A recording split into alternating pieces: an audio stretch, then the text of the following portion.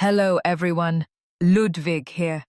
Today we delve into a hypothetical scenario, a moment that sent ripples of surprise and speculation throughout the nation. What happens when the quietest member of the Trump family decides to finally speak up? We're talking about Barron Trump. Imagine a scene where Barron, during Donald Trump's inauguration, unexpectedly takes over the microphone. Nobody saw it coming. But before we dive in, let me know in the comments where you're watching from. This video isn't just about one person. It's about all of us, about the very essence of what makes America great. It's about the ideals we strive for, the values we hold dear, and the future we envision. The day dawned crisp and clear on that fateful inauguration day. A pale winter sun glinted off the sea of faces gathered on the National Mall. Flags rippled in the brisk breeze, a symphony of red, white, and blue. Cameras flashed relentlessly, capturing every nuance of the historic moment.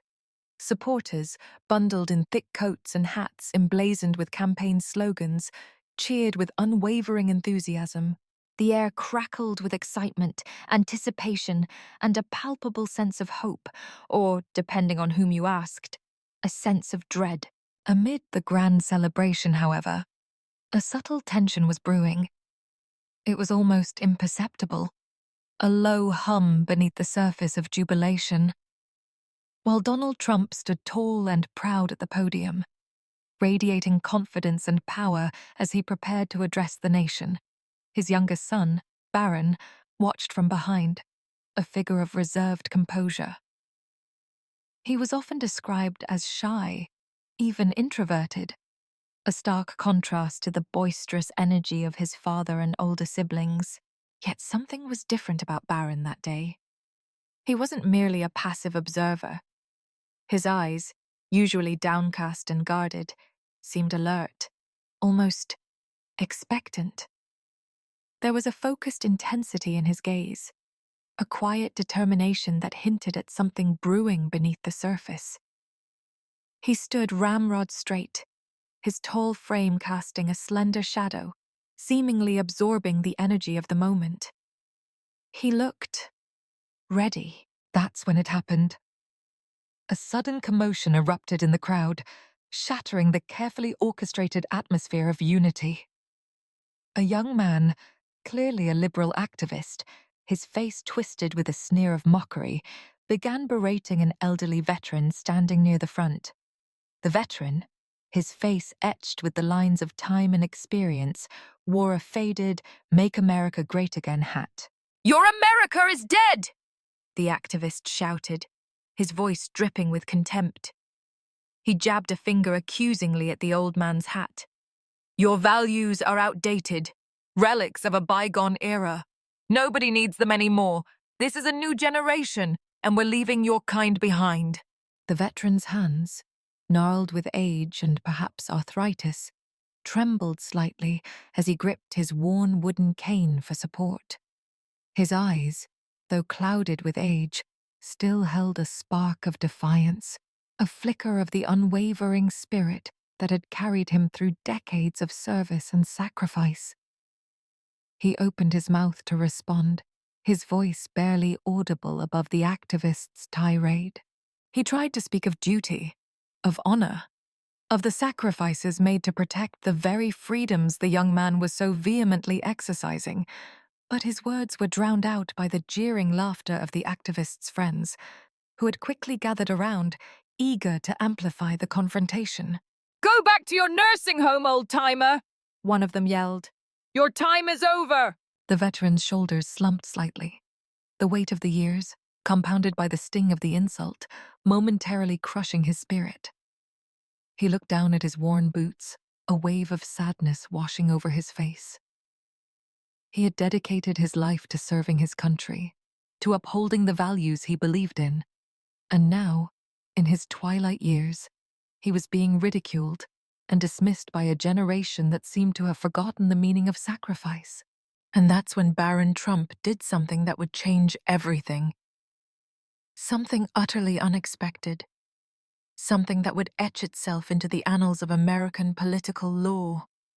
No one, absolutely no one, anticipated what happened next. Without a word, his face an unreadable mask of resolve, Barron Trump stepped forward. His tall, lanky frame moved with a newfound purpose, casting a long, imposing shadow over the presidential podium. His father, mid-speech, paused, sensing the shift in the atmosphere, his own expression a mixture of surprise and curiosity. The crowd, sensing something significant was about to unfold, hushed, the murmur of conversations fading into an expectant silence. Even the mockery died in the activist's throat, replaced by a bewildered confusion. The youngest Trump, the quiet kid from the campaign trail, the one who rarely spoke in public, the enigma shrouded in designer suits and an air of detached observation, was now commanding the undivided attention of thousands. All eyes were on him as he reached for the microphone, his movements surprisingly decisive. "I wasn't planning to speak today," Barron's voice rang out, clear and resonant, across the National Mall. The sound system amplified his words, carrying them to every corner of the vast space. There was a surprising depth to his voice, a maturity that belied his young age.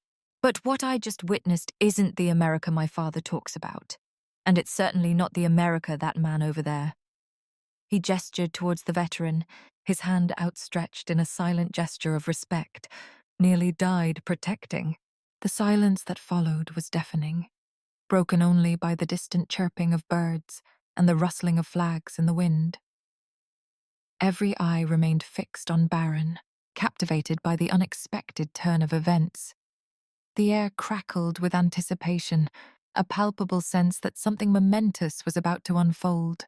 Here was the quiet kid, the son who seemed to prefer the company of his video games and coding projects to the glare of the political spotlight, now standing center stage, ready to address the nation. His next words hung in the tension like a knife, poised to slice through the carefully constructed facade of political rhetoric and partisan division. "You know what I see when I look at that veteran's MAGA hat?" Barron's voice grew stronger, his tone laced with a quiet but undeniable passion. He wasn't shouting. He wasn't grandstanding. He was simply speaking from the heart, his words carrying a weight far beyond his years. "I see a man who stormed beaches under Nazi fire, a man who faced unimaginable horrors to defend the freedom of people he didn't even know. I see someone who worked factory jobs for 40 years, his hands calloused and worn, building the America you now take for granted. I see a father, a grandfather, a pillar of his community, a man who has earned the right to be respected, not ridiculed." He turned directly to the young activist, whose smirk had long since faded, replaced by a look of uneasy self-consciousness. "And you call him outdated? You mock his values?" Barron's words carried a weight of moral authority, a sense of righteous indignation that resonated with the crowd. "Let me tell you something about values, young man. Values aren't trends that come and go with the latest social media craze. They're the bedrock of a civilization, the principles that guide our actions and shape our character." The crowd leaned in, their cell phones momentarily forgotten in their hands. They were no longer passive spectators. They were active participants in a drama that was unfolding before their very eyes. Even those who had initially come to protest Trump's inauguration found themselves captivated by the young man's sincerity and conviction. "You want to know what's really outdated?" Barron's voice filled the silence, his words echoing across the mall. "Thinking you can build a future by disrespecting the people who gave you everything you have. That's not progressive. That's just ingratitude. It's a betrayal of the very principles of fairness and respect that you claim to champion." The veteran, visibly moved by Barron's words, straightened his back, a flicker of pride returning to his weathered face. Around him, Other elderly supporters nodded in agreement, some wiping tears from their eyes. They had felt marginalized, forgotten, their voices drowned out by the noise of modern politics. But now, here was a young man, a member of the Trump family no less, standing up for them, defending their values and giving them a voice once again. "My father taught me something important," Barron continued, his composure remarkable for his age.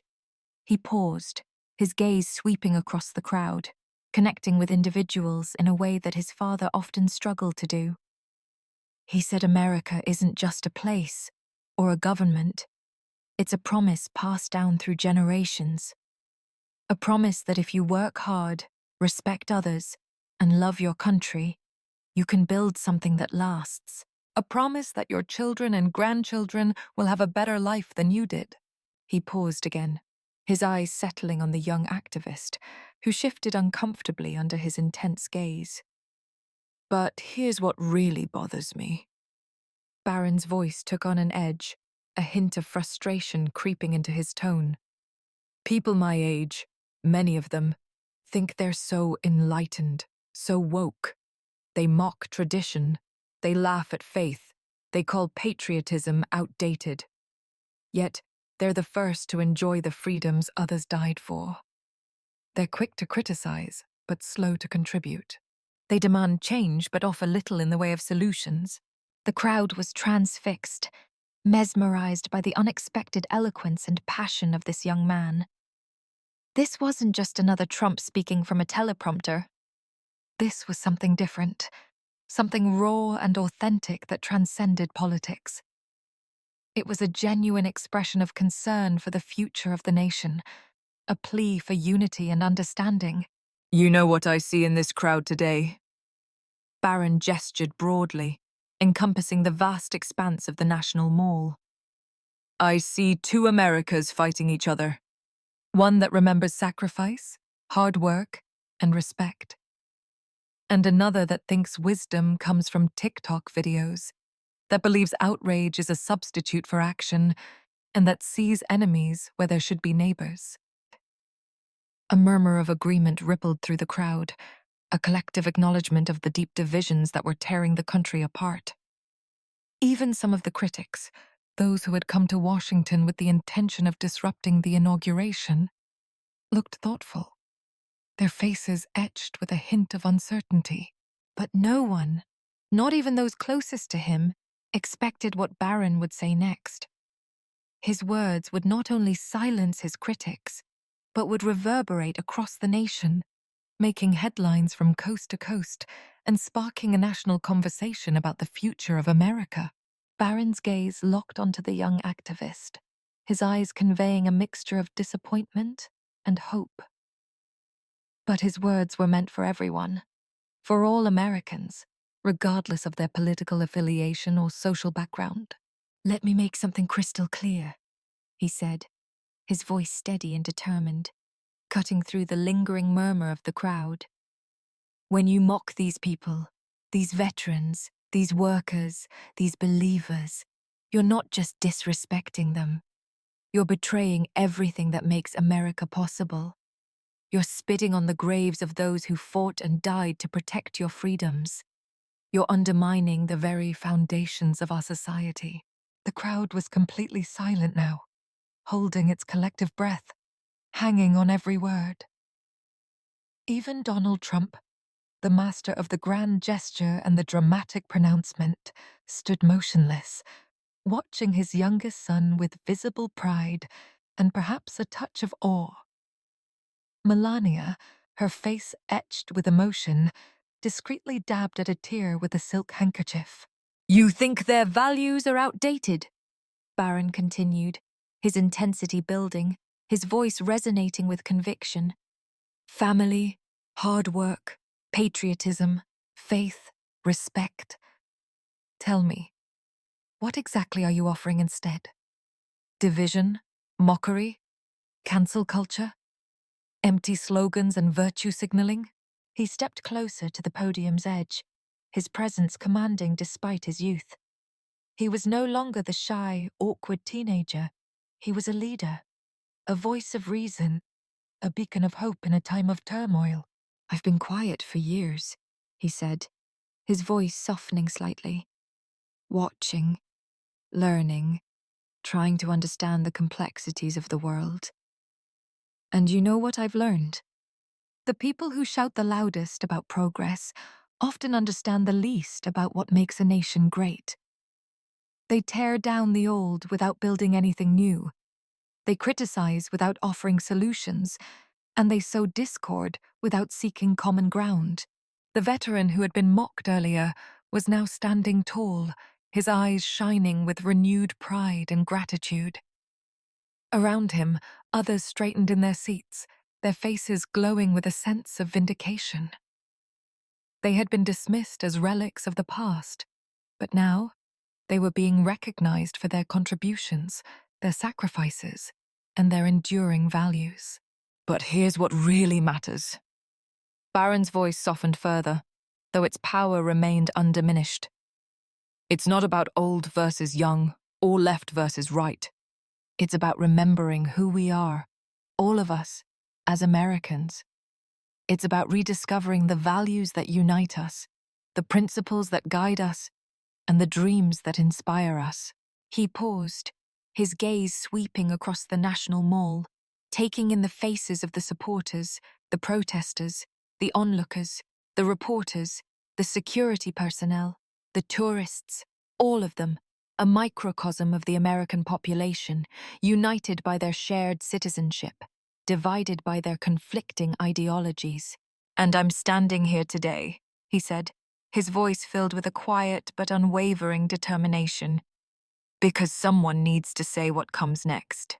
He paused again, the silence stretching, taut and expectant. In that moment, you could hear a pin drop across the National Mall. The fate of the nation, it seemed, hung precariously in the balance, dependent on the words that were about to emerge from the lips of this unlikely young leader. What he would say next would send shockwaves through the political landscape, ignite a firestorm of controversy, and force every major network in America to scramble to update their headlines.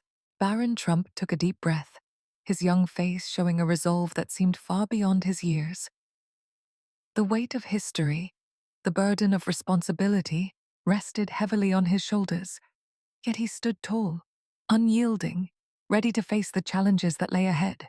"I want to make a promise," he began, his voice resonating with sincerity and conviction. "Not just to these supporters, but to every American who still believes in what made this country great. To those who feel lost, forgotten, and disillusioned. To those who long for a return to civility, unity, and common sense." He paused, his eyes gleaming with passion and determination. "I promise you this," Barron declared, his voice growing stronger with each word. "When I become president, and yes, I said when, not if, I'll protect more than just our borders and our economy. I'll protect the soul of America. I'll safeguard the values that have sustained us through generations of hardship and triumph." A collective gasp rippled through the crowd, a mixture of surprise, excitement, and disbelief. Donald Trump's eyebrows shot up in a rare moment of genuine surprise, his usually inscrutable face betraying a flicker of astonishment. This was not a prepared speech. This was not a calculated political maneuver. This was something entirely unexpected, entirely spontaneous, and entirely barren. "I'll protect the factory worker who still believes in the American dream," Barron continued, his words gaining momentum, flowing with a newfound confidence. "I'll protect the teacher who still wants to pray with her students, the farmer who works his land with pride, the small business owner who built everything from nothing through hard work and determination. I'll protect the police officer who risks his life every day to keep our communities safe." He turned to face the young activist directly, his gaze unwavering, his voice filled with compassion. "And yes," he said, his tone softening slightly, I'll even protect your right to mock what you don't understand. Because that's what America does. We protect everyone's rights, even when they use those rights to disrespect everything we hold dear. But understand this. His voice took on a new intensity, a steely edge that sent a shiver down the spines of those who stood nearby. The America you take for granted, the freedoms you enjoy, the opportunities you have, they weren't built by mockers and critics. They were built by the very people you're laughing at today. They were built by the men and women who sacrificed everything for this country, who toiled tirelessly to build a better future for their children, and who upheld the values that made America the envy of the world. The young activists' friends had stopped filming with their phones, their initial bravado replaced by a palpable sense of unease. Some looked down at their feet, ashamed of their earlier behavior.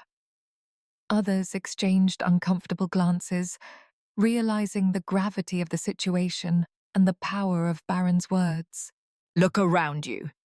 Barron gestured to the crowd, his arms sweeping across the vast expanse of the National Mall. Every comfortable life you enjoy, Every freedom you take for granted, every opportunity you have. It was paid for by their sacrifice, by their work, by their dedication to values you call outdated. You stand on their shoulders, and you dare to denigrate them. His voice dropped to almost a whisper, but somehow it carried even further, amplified by the profound silence that had descended upon the crowd. And I stand here today, at 17 years old, to tell you something that might shock you, he said, his eyes blazing with conviction. These values aren't dying. They're not fading away. They're about to make the biggest comeback in American history. The silence was electric, pregnant with anticipation. Every eye was fixed on this teenager, who suddenly seemed to embody something much bigger than himself. A symbol of hope, a voice of reason, a champion of forgotten values. But what he said next would truly cement his place in American history, prompting every news channel in the country to interrupt their regular programming and broadcast his words to a stunned and captivated nation. This isn't just about politics. Barron's voice rang with conviction, his words resonating with a sincerity that cut through the cynicism and divisiveness of the modern political landscape. This is about remembering who we are as Americans. It's about rediscovering our shared values, our common purpose, and our unwavering commitment to the ideals of freedom, opportunity, and justice for all. He paused, his gaze sweeping across the mall, connecting with the faces of the people, seeing their hopes, their fears, and their dreams reflected in their eyes. And I'm telling you right now, he declared, his voice rising with passion, the next generation of American leadership isn't going to come from those who hate our history. It's going to come from those who learn from it, who respect it, and who build upon it to create a better future for all Americans. The veteran, who had been mocked earlier, was now openly weeping, tears streaming down his weathered face. Others around him reached out, touching his shoulders in solidarity, offering silent words of comfort and support. So here's my promise, my real promise, Barron continued, his voice carrying a weight of responsibility that silenced even the faintest whispers. When I take this oath, 16 years from now, I won't just preserve, protect, and defend the Constitution. I'll preserve, protect, and defend the values that made that Constitution possible. I'll fight for the principles of freedom, opportunity, and justice for all Americans, regardless of their race, religion, or political affiliation. The crowd erupted in a thunderous applause, a wave of sound that washed over the National Mall, shaking the very foundations of the nation's capital. But Barron, ever the composed and focused leader, raised his hand for silence, his eyes gleaming with an intensity that commanded attention. But I'm not finished yet, he said, his voice cutting through the roar of the crowd. My next words are for the young people of America, the generation that will inherit this country and shape its future.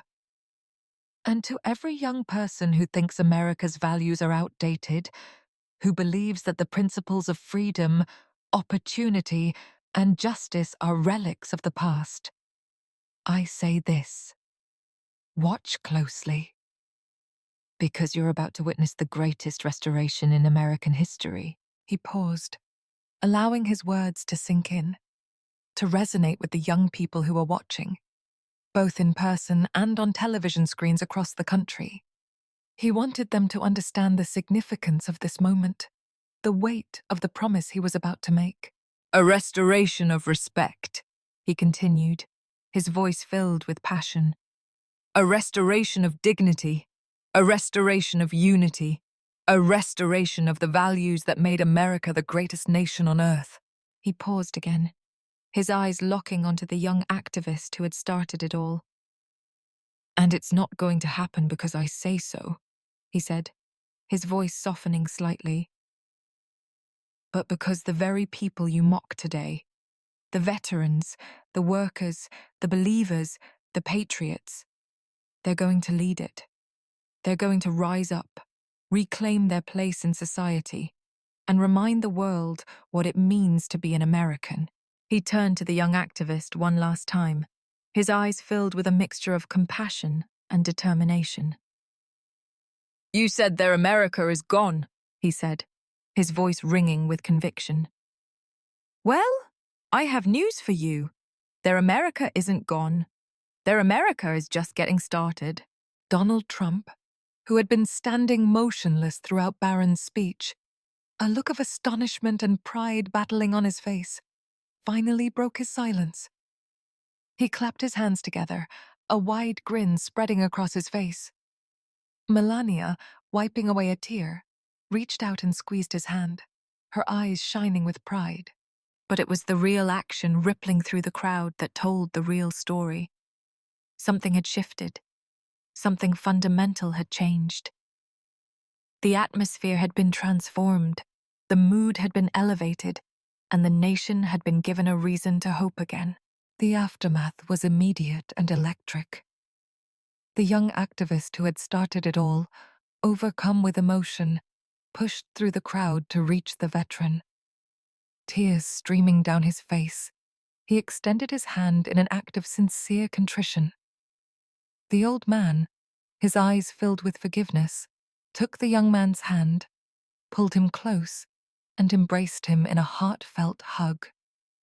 The crowd erupted in cheers, a spontaneous outpouring of joy and unity.